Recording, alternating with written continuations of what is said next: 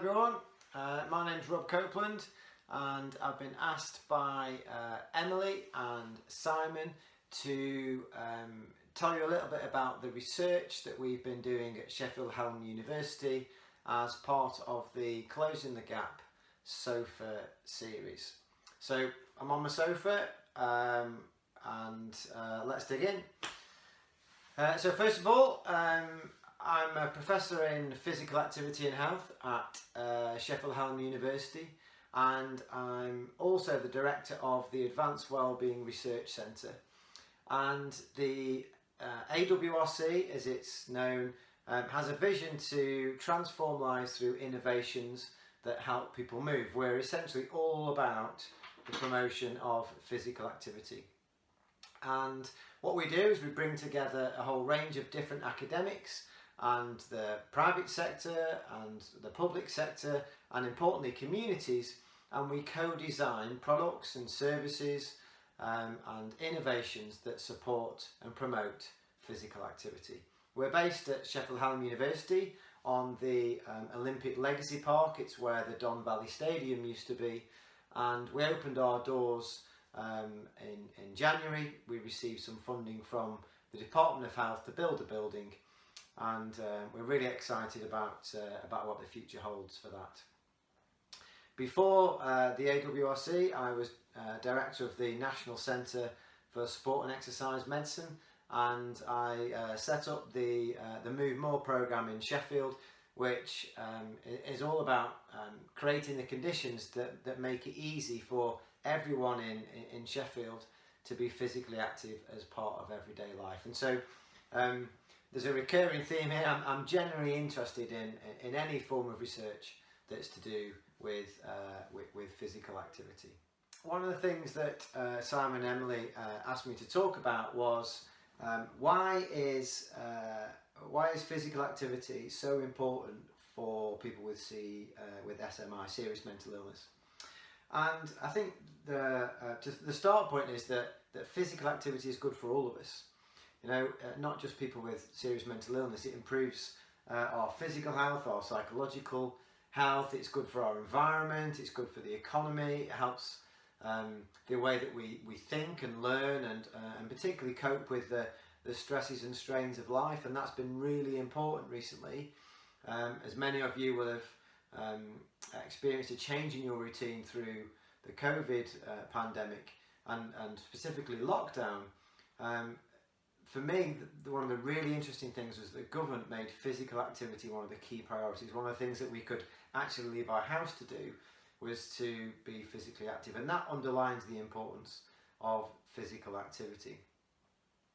But for people with serious mental illness, we know from an increasing body of research that the physical health of people with a serious mental illness is much worse than the general population, and those physical health issues can lead to a whole range of chronic diseases, cardiovascular disease and type 2 diabetes, that ultimately has an impact on their quality of life and leads to premature mortality.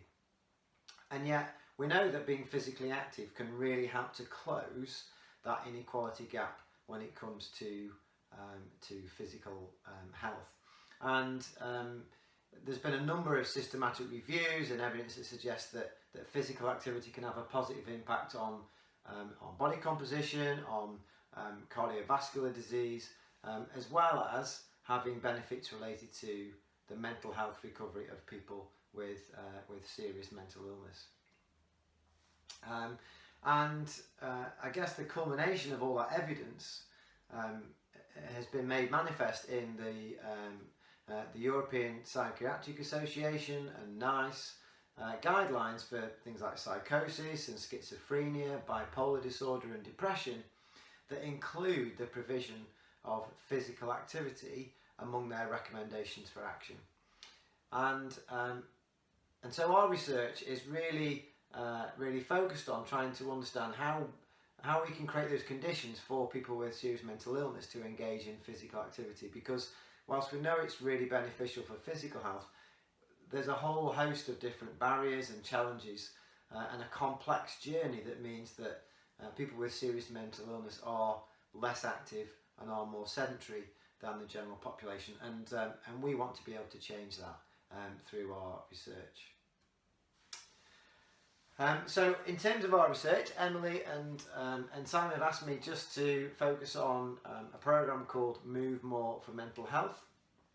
Our Move More Mental Health aims to promote the physical activity and create social connections for people with serious mental illness. And the whole point of that, the so what, was so that we can improve the physical health, their well-being, but also have a positive impact on their long-term quality of life.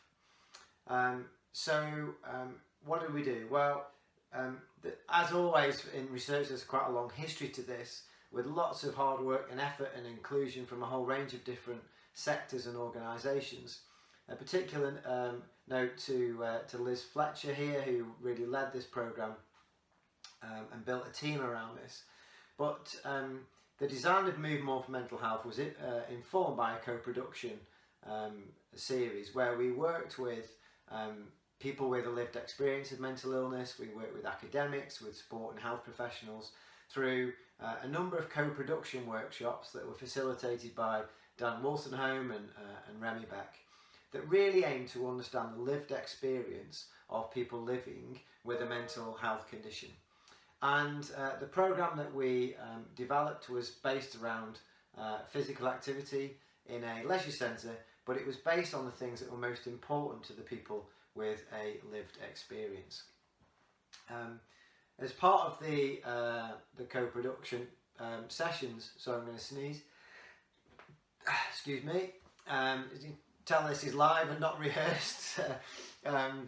So one of the things that we did as part of the co-production sessions was we develop some personas, and those personas really gave us a deep insight into what it was like for people with a serious mental illness to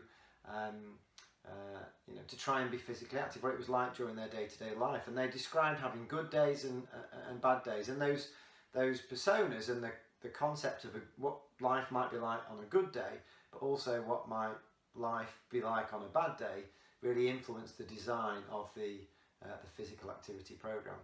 And everything was geared towards how might we help people to overcome barriers to engagement, and how could we encourage people to have a very positive and also lasting experience of physical activity. And some of the things that came out were offering really flexible physical activity that could be enacted based on the mood during that day, so based on whether it was a good day or a bad day. It was really important that the sessions were peer-led, that in other words they were facilitated by people with a lived experience of a mental health difficulty, and that made it really authentic, but there was support there from health professionals. The other element is that whilst we were really keen to make sure that the programme was designed for people with mental health difficulties, it wasn't diagnostic led. So this wasn't about reinforcing stigma, and connected to that, it needed to be community based, that and not exclude people living in the community with a mental illness. And it was found during the co-production events that actually being community based might help to reduce the stigma that's associated with some mental health services. So that was really, really important. In terms of what we did, well, the programme was actually delivered at the Graves Tennis and Leisure Centre, which is a community-based centre. It's part of the Move More programme. And the programme was run over 10 weeks, and it had a mix of physical activity sessions, but also some opportunities to connect. So it was 3 hours every week. Initially it started with an introduction. That was about half an hour. People could come and get a drink, engage with others in their scenario, really relaxed, informal environment. Then there was about an hour where a personal trainer would work with the group. That could be circuits, it could be swimming, it could be cycling, really driven by the needs of the users. And sometimes that was group based, but also the personal trainer made some space to work with people on one-on-one. And then we had, depending on the participants and who was there there was a kind of chalk and talk session with drinks and such like, different TED Talks, guest speakers, workshops, as well as personal development plans that kind of lasted, an hour and a half. And so that kind of flexibility, the opportunity to dip in and out, to create almost your own personalised experience within the 10-week programme was really, really important. So in terms of the results, the first thing to say is this was a really small sample. Only about 10 people attended the pilot programme, but the very fact that they turned up and regularly engaged in the programme in of itself was incredibly positive for us. We did see an increase in fitness and an increase in physical activity over that time period. And some of the elements that people found really, really valuable were the fact that it was peer-led, that they could engage with and connect with people that were like themselves, had a similar lived experience. The flexibility in the program design was also something that the participants said was really important to them, and the non-stigmatizing environment, and the fact that they could almost create their own physical activity plan as part of the session in a very relaxed, informal way, really helped to increase their confidence, and perhaps led to the really positive adherence to the program over the 10 weeks. It is very difficult to draw generalisable conclusions from this. The sample size was really small, actually how where we go next in terms of the sustainability of the program is something that we're really keen to explore through our research, and to really understand what the potential of these sorts of programs are for people with serious mental illness. And we have a number of research grants and program grants that we're working on at the moment to try and explore that question about what might we do next. One of the things that we continue to explore as part of our research is the lived experience, and we have a systematic review and a meta-ethnography that we hope to be published within the next few weeks, and that really explores the journey, the complexity of a journey of people with serious mental illness in terms of how they might initiate physical activity. And again, we will use that insight and use those the evidence from those qualitative studies to inform the design of our research, because it's absolutely critical that we place the person at the centre of the programs that we design. In terms of what's next more broadly for the Advanced Wellbeing Research Centre, well, we've just launched a Recover unit for COVID. That stands for Research and Innovation for COVID Rehabilitation, and we'll be looking at a whole host of programmes of work, from the value of power-assisted exercise to the lived experience of people with long-haul COVID, and also the role that physical activity might play in supporting people to not just recover in terms of function, but also to optimise their well-being and have very positive long-term outcomes despite the COVID crisis.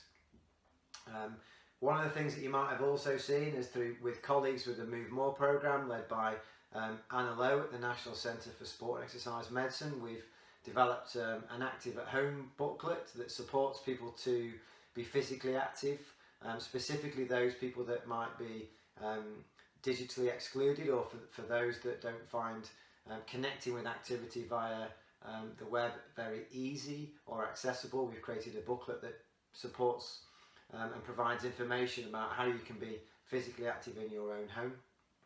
And we continue our work with Voluntary Action Sheffield to really understand what matters most in communities when it comes to supporting people to be physically active, and that empowering communities, putting the person at the centre of what we do is absolutely the heart of what we're about with our work in Sheffield, and we want to continue to do that so that we really can create those conditions that makes it easy for everybody, irrespective of whether you have a serious mental illness or not. We want the Sheffield and the communities that we work with to be a place that is easy for you to be physically active as part of everyday life. And so we continue on that mission as we work with colleagues across the Closing the Gap network.